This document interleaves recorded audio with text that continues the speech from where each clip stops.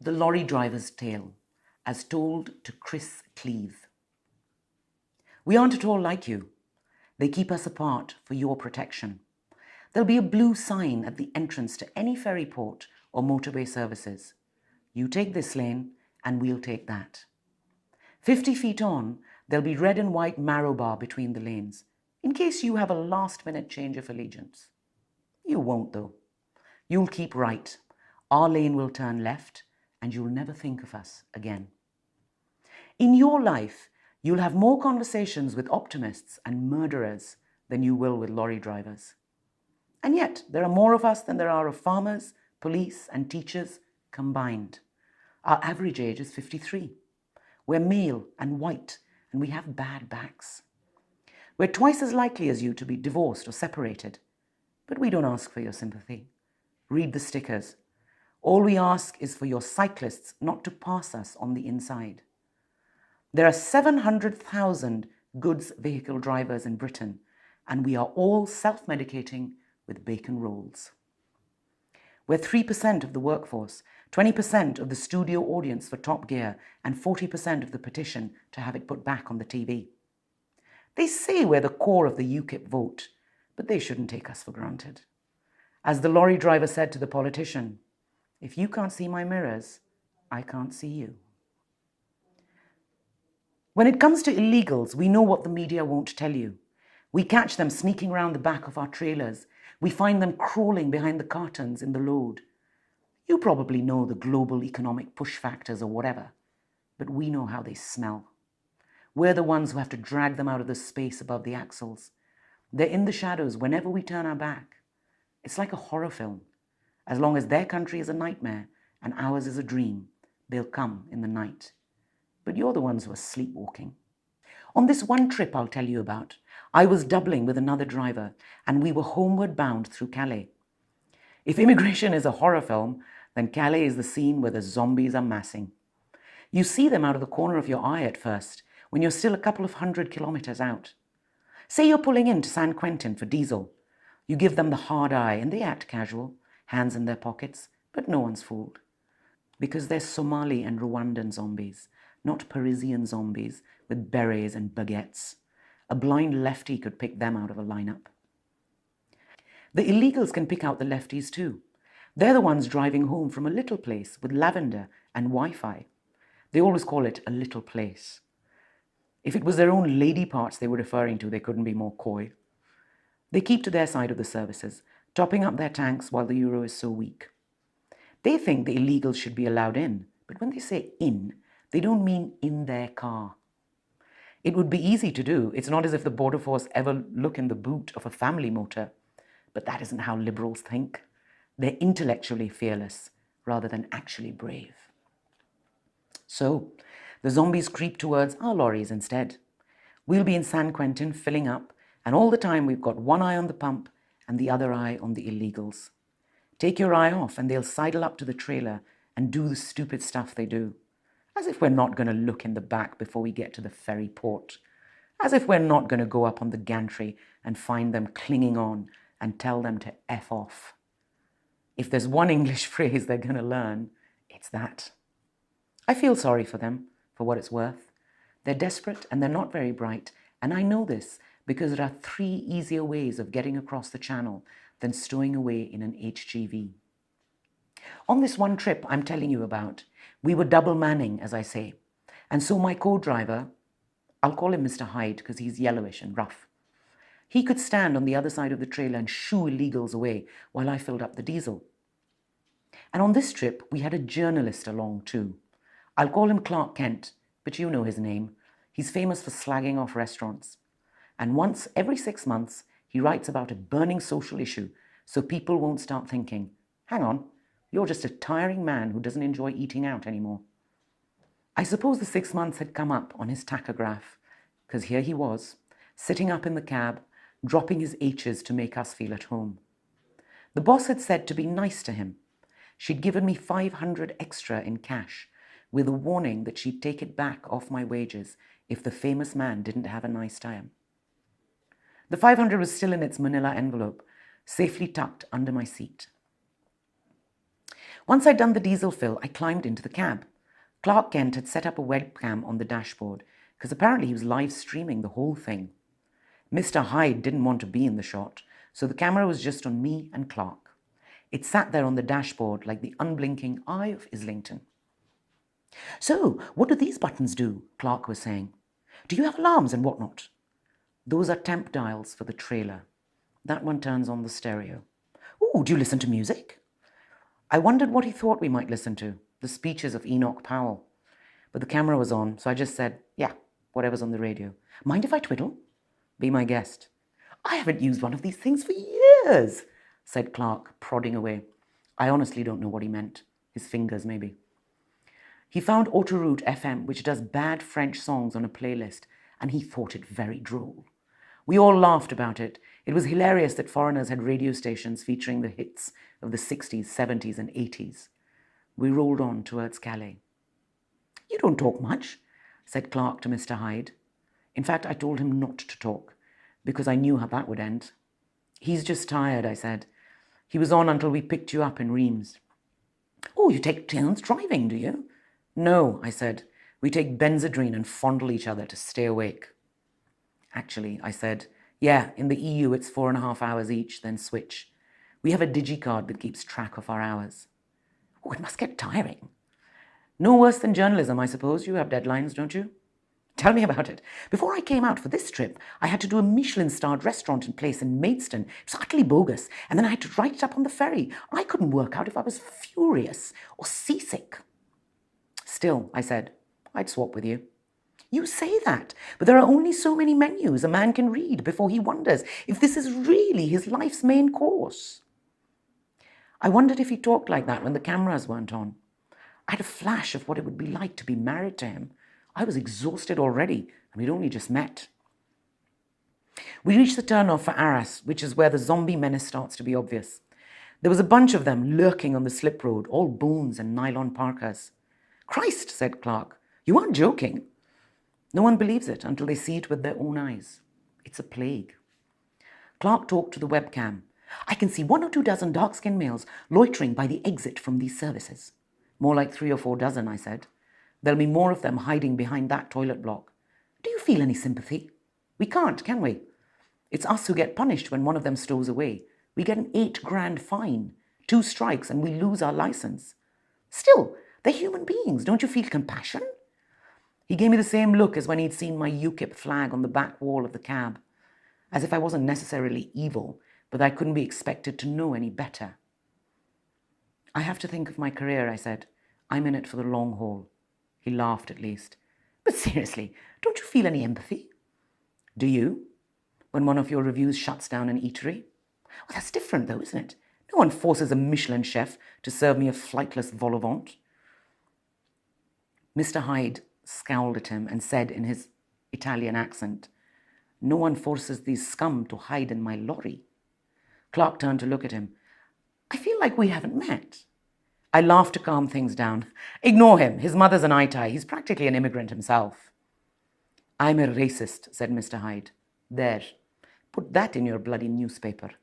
I hate illegals because I love the UK." I shushed him. "He means that if it was your mother the illegals were moving in next door to, you'd see it differently. If your kids couldn't get a flat because immigrants get higher on the housing list, you'd be sick of it." "Then you're complaining about a social housing shortage, aren't you? Not an immigration crisis." "You say potato." "Actually, I say croquette of heritage King Edward's à la Hollandaise, and I wouldn't mind at all if these people made a new life next door to me." Mr. Hyde opened his mouth, but I shot him a look to shut up. "Please," I said, "you're in the wrong lorry if you want to talk about the philosophy of it all. All we can do is show you what it's really like out there on the front line, and your readers can make up their own minds." "All right, fair enough. Then I think my first question would be, how do the stowaways make it through if you're always checking your lorries?" "Some drivers are careless, aren't they? Me, I won't stop within 100 kilometers of Calais, but there's always some Charlie who lets his hours expire and has to pull over. By the end of your statutory break, you'll have illegals in your load, in your wheel arches, in your engine compartment. You'd be amazed at the gaps they squeeze into." "Don't the border guards find them? They have scanners, no?" "They're only human. Zombies will always get through if they're well enough hidden. And some of the drivers, for a fee, have ways of hiding them. Really? There are drivers who'd risk that? I had to smile. Listen, what do you make in a year? He winked at the camera. I make 52 Saturdays less dull. Well, I make 28K with an ex and a current and 4 teenage kids. If I was unpatriotic, I could triple my money. Not all illegals are skint, you know. Are you serious? The situation is what's serious. Ever since the Trojan horse, there's been people smuggling. Ever since Han Solo took Obi-Wan Kenobi's money in a galaxy far, far away. I'm warming to our chauffeur, said Clark to the camera. I came expecting a lorry driver would be unreconstructed, but maybe there's more to this profession than I gave it credit for. Have your say by using the hashtag #stowaways. We drove through the outskirts of Calais. I pulled into the HGV lane and we joined the queue for the ferry port. In their own lanes, the normals rolled past, refugees from their little places. Behind the glass, you could see their lips moving as they argued whether there would have been enough time to stop at the last supermarket, to stock up on saucisson and those French school exercise books, the ones with the graph paper pages. Clark said, "What would you do if you found someone in the back of this lorry right now? What would you say to them?" Well, for a start, I'd need to scrape the brie off them. We're carrying 18,000 kilos of it. But seriously? Seriously? I put my hand over the webcam, making sure to cover the mic as well as the lens. The two of us would drag him out and give him a kicking. Because one, the load would be contaminated and the company would have to write off 100 grand. And two, you need to get the word out that you don't mess with British lorries. An old-fashioned kicking sends that message in every language the illegals speak. God, have you ever done that? All of us have done it. It's standard. I took my hand off the webcam and he said into it, "Our driver has just told me something profoundly shocking about what happens to stowaways if they're discovered. Your readers should try being out here before they judge us." He looked into the camera again. Now I don't even know what I expected. I thought we'd find some common ground, but I have to say, I'm shocked and disappointed. It's as if these lorries have space for 40 tons of cargo, but no room for basic humanity. Nice. Did you write that one before you came out? Now he put his hand over the camera. Look, don't take it personally. You show up with your UKIP flag and talk about beating the little man. Of course I'm going to make you look like a dick. What did you think? I'm doing my job, same as you. It was awkward after that in the cab. At the end of the customs queue, I stopped the lorry and it made those hissing, sighing noises, as though it was powered by sadness under unbelievable pressure. The border force people put their scanners over the load and then gave us the manual checks, starting at the back of the trailer and working their way forward to the cab. When they saw Clark Kent, it was like Christmas for them. In their commando jumpers, bless. They couldn't get enough of him. And in fairness, he was a gentleman. He signed autographs, he posed for selfies, and turned the webcam round to live stream them. They mugged for the camera, and they weren't even bothered with our passports. We could have travelled on our library cards. Afterwards, on the ferry, Clark seemed subdued. The fans had been spun sugar for him, and we were kryptonite. We took him to the lorry driver's lounge, away from the hoi polloi, and I even bought him a coffee and a Chelsea bun. I wondered if he was going to review it, but he only set up his phone to film us, then sipped his drink and stared out at the waves. "Cheer up," I said. "You'll never have to see us again after Dover." "There is that, I suppose." "Then why the long face? Do you have a tureen that you're overdue to be angry about?" "It's just that I feel sorry for them. They're so thin, aren't they? And their eyes, when they were waiting on that slip road, just so absolutely despairing. Imagine not being allowed into the country." Imagine having to come into the country, though. Imagine having to drop off 90,000 rounds of brie and drive home to Ruislip in the rain. Imagine having to read your restaurant reviews every Saturday morning. That's life, though, isn't it? Turns out people would cling on to your axles for a chance at it. I suppose I'm just used to seeing them. Well, I'm not. Seeing them desperate for what we have, it makes you realise what we've got. There you go. You've taken the first step. The next is to admit they'll destroy what we have unless we keep them out. He shook his head. I won't ever take that step. That's the difference between you and me, I suppose. We're different, I'll give you that. We looked out together through the scratched perspex windows. I've never got why people like the sea. It's cold and unreliable. On dry land, it would be a cat or an economist. Luckily, we were almost in Dover already. It's barely a ditch, the English Channel. If I was an illegal, I'd use a pedalo. Is there any ground we haven't covered today? Said Clark. Anything you'd like me to say that you haven't had the chance to? Just that I hope this has let people see what it's really like. Out here, we're simple people, operating on the simple facts. And the fact is, we can't be having stowaways. Well, thank you for your time, said Clark, turning off the camera on his phone. The three of us went to the lorry deck, down through the layers of car drivers to where the real business of the day was parked. While we waited to disembark, I made Clark pack away the webcam. When the ramp came down, we rolled out through the port. There was a chippy van in the first lay-by, first place. And I pulled in because it was late and we hadn't eaten. I sent Mr. Hyde down to fetch us all fish and chips. I gave him the manila envelope of cash from under the seat. I told him to keep the change. He shook my hand and that was it. He was gone. I watched him disappear in the offside wing mirror. I watched until he was just a speck, just a germ. Although it's worth bearing in mind that objects in the mirror are closer than they appear. The lay-by was quiet. A few seagulls stalked about, stabbing in the dust for old chips. You could see the white cliffs over the roofs of warehouse buildings. In fairness, they're off-white. After a full 5 minutes, Clark Kent finally got it. He's not coming back, is he? Not unless he gets homesick and wants us to take him on the return trip. Clark began laughing and shaking his head. My God! You write one word about this and I'll swear you were in on it. Right, of course. But I mean, Christ, do you know where he's from? Syria. Most of them can pass for Italian. I'll only take them if they've got convincing papers. He said nothing, only shook his head and looked out at the gulls. Do you know what? He said after a while. I haven't had fish and chips for I don't know how long.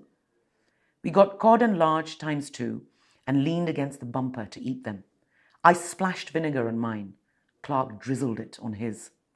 He sniffed the bottle and winced. The seagulls made those calls they make of dead souls mocking the living. How many times have you done this? Enough. Do they pay you for it? I shook my head. Don't take it personally, but you're the first passenger I've taken a fee for. So why do you do it? It's the kick, isn't it? To be different inside. Last freedom we've got. What made you start? Like you said, it's different once you've seen their eyes. You realize if they can carry all that, maybe you can take some of the load. You might as well help. Life's over so fast. It's a short trip in a long vehicle. I sighed. You do write this stuff in advance. It was going to be my title for the piece. The gulls went up a gear, distraught at all their liberty. How are your fish and chips? I said. He frowned at his styrofoam tray. It's fine, he said. A little bit rustic.